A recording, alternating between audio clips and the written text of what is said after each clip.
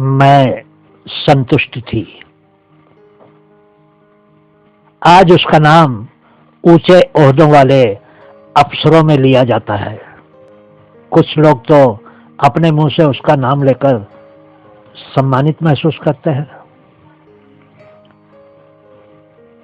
हर समय ही उसके आसपास बहुत से चमचे पूंछ हिलाते हुए नजर आते हैं। सरकार ने उसको हीरो का खिताब दिया है। इस कारण से भी उसकी अकड़ दोगुनी हो गई है। उस दिन जब मैंने उसको टेलीविजन पर देखा तो पुराने दिन अचानक ही मेरे सामने आकर खड़े हो गए। मेरे अंदर की इतनी पुरानी नफरत एक बार फिर से जाग गई। मेरा मन किया कि उसका वो गंदा रहस्य पूरी दुनिया के सामने खोलकर रख दूं, लेकिन मुझ पर यकीन कौन करता। अब तो वह एक बहुत बड़ा अफसर था। यकीन तो लोग तब भी उसकी बातों पर ही करते जब वो हमारे कॉलेज का एक मामूली सा छात्र हुआ करता था। बेशक वो लोगों की नजर में अमीर था, लेकिन मेरे मन में उसके लिए कोई भी जगह नहीं थी। कई भी बार आज भी मेरी सहेली भूमिका मुझे चिढ़ाने के लिए कहती है, लोग तो अपने प्यार को नहीं भूलते हैं, लेकिन तुझे तो अपनी नफरत ही नहीं भूली है। हमारे कॉलेज में आए हुए उसको अभी कुछ ही दिन हुए थे कि वो मेरे आगे पीछे घूमने लगा, लेकिन मैं उसकी कोई परवाह नहीं करती थी। मुझे उसके तौर तरीके फूटी आंख नहीं सुहाते थे। मुझे अपने वश में करने के लिए उसने एक चाल चली। मैं उस दिन हैरान हो गई जिस दिन मैंने उसको सोनिया के साथ बातें करते हुए देखा, लेकिन मैंने उन दोनों को अनदेखा कर दिया और अपने रास्ते पर आगे चलती गई और उनके पास रुकी तक नहीं। दूसरे दिन सोनिया मेरे पास आई। उसने मुझे बहुत ही प्यार से कहा, संगीता, तुझसे एक बात करनी है, अगर तू बुरा ना माने तो। अगर बुरा मानने वाली बात ना हुई तो मैं क्यों गुस्सा करूंगी, मैंने भी कह दिया। राजू तुझसे बात करना चाहता है। कौन राजू? वही नया लड़का जिसके साथ मैं कल बात कर रही थी।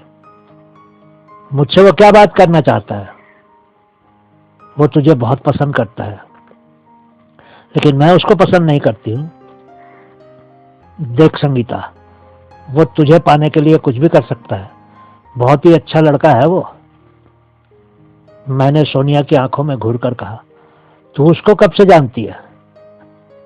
बस तब से ही जब से वो इस कॉलेज में आया है। मुझे उसके रंग ढंग बिल्कुल भी अच्छे नहीं लगते हैं।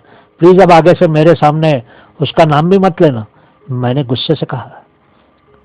उस लड़के राजू ने और भी बहुत से ऐसे ही प्रयास किए, लेकिन सब बेकार गए। उसने उस कॉलेज में कुछ लड़कों का एक ग्रुप बना लिया था।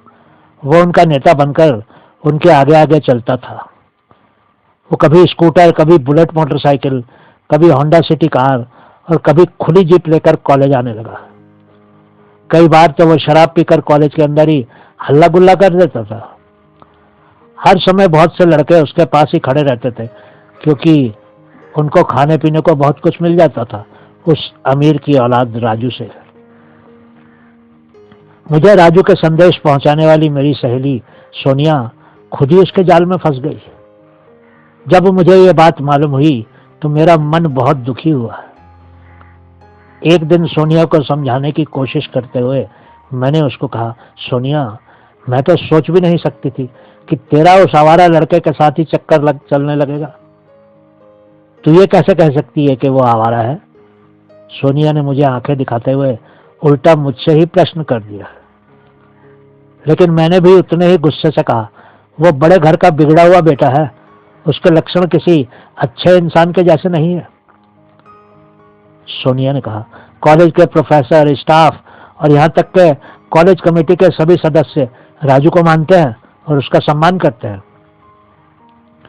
उसके बाप के पैसे से ये प्राइवेट कॉलेज चलता है, इसलिए बेटे की भी इज्जत करते हैं। सब पैसे का ही खेल है ये। मैंने पूरी कोशिश की कि किसी तरह सोनिया को उससे मिलने से रोक लूं और उसको उस लफंगे से बचा लूं, लेकिन सोनिया तो उसके खिलाफ कुछ भी सुनने को तैयार ही नहीं थी। वो तो उल्टा मुझ पर ही चढ़ बैठी और मुझे ही भला बुरा कहने लगी। आखिर मैंने हार कर कहा, देख लेना, एक दिन तू बहुत पछताएगी। सोनिया ने बहुत ही लापरवाही से कहा, लेकिन मैं पछतावे का रोना तेरे सामने नहीं रोऊंगी। समय अपनी चाल से आगे बढ़ता रहा। जब कभी भी मैं सोनिया को राजू के साथ देखती, मुझे तकलीफ होती थी। फिर उस दिन वो जब राजू की मोटरसाइकिल में उसके पीछे बैठी थी, उसने राजू की कमर में के इर्द गिर्द अपनी बाहें डाल रखी थी। मैंने अपने साथ खड़ी एक सहेली से कहा, देख तो इस सोनिया को तो बिल्कुल भी शर्म नहीं है, कैसे चिपट कर बैठी है उसके पीछे। मेरी सहेली ने कहा, संगीता, तूने उसको समझाने की बहुत कोशिश कर ली है, और अब अगर वो ही नहीं मानती है तो हमें क्या करना। हमें तो कुछ नहीं, लेकिन फिर भी वो हमारी सहेली है। अगर वो अपना भला बुरा कुछ भी नहीं सोच सकती है तो ये हमारा फर्ज है कि हम उसको समझाएं। मैंने धीरे से कहा। अब वो हमारी सहेली किस तरह से रही है, ज्यादा समय तो वो राजू के साथ ही गुजारती है। हमको तो वो पिछड़े ख्यालों वाली लड़कियां समझती है। अब मैं जानती थी कि वो उस समय तो सोनिया के साथ मजे ले रहा था, लेकिन कुछ ही समय के बाद कोई और लड़की उसकी मोटरसाइकिल के पीछे बैठी होगी। लेकिन उस दिन के बाद मैंने सोनिया के बारे में सोचना ही छोड़ दिया। पहले तो कभी कभी सोनिया मेरे हॉस्टल के कमरे में आ जाती थी, लेकिन अब तो उसका आना भी बंद हो गया था। मैं भी अब अपनी पढ़ाई में ही मस्त रहने लगी। उस दिन हमारे हॉस्टल में बहुत शांति थी। ज्यादातर लड़कियों के इम्तिहान हो चुके थे और सिर्फ 2-4 लड़कियां ही रह गई थी। उन लड़कियों के प्रैक्टिकल इम्तिहान चल रहे थे। मैं भी अपने प्रैक्टिकल के इम्तिहान के कारण रुकी हुई थी। मैं अपने कमरे में छोटा मोटा सामान पैक करने में लगी थी कि अचानक ही मेरे दरवाजे पर दस्तक हुई। मैंने दरवाजा खोला तो सामने बहुत ही मुरझाया चेहरा लिए सोनिया खड़ी थी। वो चुपचाप अंदर आ गई। आखिर मैंने ही चुप्पी तोड़ी। मैंने तो सोचा था कि तू वापिस अपने गांव चली गई होगी। उसने भरी आंखों से कहा, गांव कैसे जाऊं? क्यों, क्या हो गया? संगीता, एक दिन मैंने तुझे बहुत ही घमंड के साथ कहा था कि मैं पछतावा करने के लिए तेरे पास तो नहीं आऊंगी, लेकिन आज। वो जोर जोर से रोने लगी। मुझे तो कुछ समझ ही नहीं आ रहा था कि मुझे क्या करना चाहिए था। मैंने अपना हाथ उसके कंधे पर रख दिया। उसने अपना सर मेरे कंधे पर रख दिया और ज्यादा जोर से रोने लगी। मैंने जल्दी से उठकर दरवाजा बंद कर दिया कि कहीं उसकी आवाज कोई बाहर ना सुन ले। मैं उसको चुप कराने का यत्न करने लगी और उसके रोने का कारण पूछने लगी, लेकिन जब वो बोलने की कोशिश करती थी, उसकी सिर्फ रोने की आवाज आती थी। मैंने उसको पानी का एक गिलास दिया तो उसकी सांस में जैसे सांस आ गई। मैंने अंदाजे से कहा, क्या उसको कोई और लड़की मिल गई है या फिर तुझे ही अब समझ आ गई है? उसने मुझे बर्बाद कर दिया है। मैं प्रेग्नेंट हो गई हूँ। वो फिर से रोने लगी। ये सुनकर तो मैं एकदम सुन्न हो गई और मुझे समझ ही नहीं आया कि क्या करूं। मैं गुस्से से थरथर कांपने लगी। मैंने गुस्से पर काबू करके उसको कहा, शादी कर ले उसके साथ, इसके सिवा तो अब कुछ भी नहीं हो सकता है। वो हिचकियां भरकर बोली, शादी का तो वो नाम भी नहीं सुनना चाहता है। जब मैंने उसको कहा कि मैं गर्भवती हो गई थी, तो उसने मुझे एक नर्स का एड्रेस दे दिया और कहा कि मुझे उस नर्स से मिल लेना चाहिए और वो नर्स सब कुछ ठीक कर देगी। मैं किसी तरह सोनिया को समझा बुझाकर उसके कमरे में छोड़ आई। मैं उसको अकेले छोड़ना तो नहीं चाहती थी क्योंकि वो बहुत ही परेशान थी, पर मेरा होम साइंस का प्रैक्टिकल का इम्तिहान था, इसलिए मुझे उसको छोड़कर आना पड़ा। प्रैक्टिकल के 3 घंटे के बाद मैं उसके कमरे में फिर गई। मैंने देखा कि दरवाजा अंदर से बंद था। मैंने बहुत खटखटाया, लेकिन दरवाजा नहीं खुला। मैं घबराकर हॉस्टल के वार्डन के पास चली गई। मैंने उसको सिर्फ इतना कहा कि सोनिया उसके कमरे का दरवाजा नहीं खोल रही थी। वार्डन ने मेरी हालत देखकर कुछ अंदाजा लगा लिया और फिर एक डुप्लीकेट चाबी लेकर मेरे साथ चल दी। अंदर गए तो देखा कि सोनिया औंधे मुंह पलंग पर पड़ी थी। पास ही एक खाली सिरिंज पड़ी थी। मैं जोर जोर से आवाज देकर उसको उठाने की कोशिश करने लगी। मेरी आवाज सुनकर कुछ लड़कियां और टीचर भी आ गए। कुछ ही देर में पुलिस भी आ गई। सोनिया को अस्पताल ले गए। सब कुछ बहुत जल्दी जल्दी हो गया था। तरह तरह की बातों से हॉस्टल का माहौल ही बदल गया। कोई कह रहा था लड़के तो ड्रग्स लेते ही थे, पर अब लड़कियां भी ड्रग्स लेने लगी हैं। किसी और ने कहा लड़कियों को अब हॉस्टल में रखकर नहीं पढ़ाना चाहिए। मैं चुपचाप लोगों की बातें सुनती रही। मैं कोई भी ऐसी बात नहीं करना चाहती थी जिससे सोनिया या उसके परिवार की बदनामी हो जाती।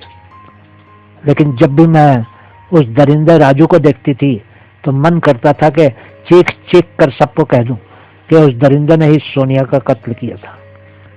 लेकिन मैंने उस बात को अपने अंदर इस तरह दबा दिया कि हिम्मत करने के बाद भी कुछ बाहर नहीं आता था।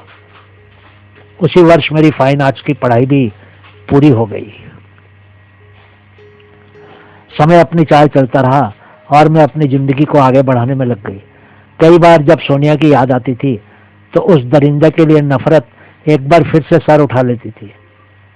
लेकिन सब बेकार थी, क्योंकि मैं कुछ भी तो नहीं कर सकती थी। वो लफंगा अफसर कैसे बन गया था? मेरे दिमाग से खुद ही जवाब आया कि वो इस महान देश भारत में पैसे का प्रयोग करके कुछ भी हो सकता है। भले ही वो अफसर बन गया था, लेकिन उसकी आदतें नहीं बदली थी। एक बार उसने भरी महफिल में ही एक इज्जतदार और नामवर औरत पर हाथ डाल दिया था, लेकिन फिर भी उसको सरकार और नेताओं का संरक्षण मिल जाता था। अब तो वो बहुत सी सरकारी संस्थाओं का मेंबर भी बन चुका था। टेलीविजन में बहुत जोर से बिगुल बजा तो मेरी सोचों की श्रृंखला टूट गई। उस दरिंदे का सम्मान हो रहा था। उसका सम्मान देश का रक्षा मंत्री कर रहा था। मंत्री जी जनता को उस दरिंदे की तरफ सम्मान से देखकर कह रहे थे, देश के जवानों को इस आदर्श और ऊंचे आचरण वाले नौजवान अफसर के पद चिन्हों पर चलने की कोशिश करनी चाहिए ताकि देश का भविष्य उज्जवल बन सके। मेरे साथ ही मेरे पति की दादी भी बैठी टेलीविजन देख रही थी। मैंने उस दरिंदे की पूरी कहानी दादी को सुना दी और उनसे पूछा, इस गंदे इंसान का भगवान ने भी कुछ नहीं बिगाड़ा है, ऐसा क्यों है दादी जी?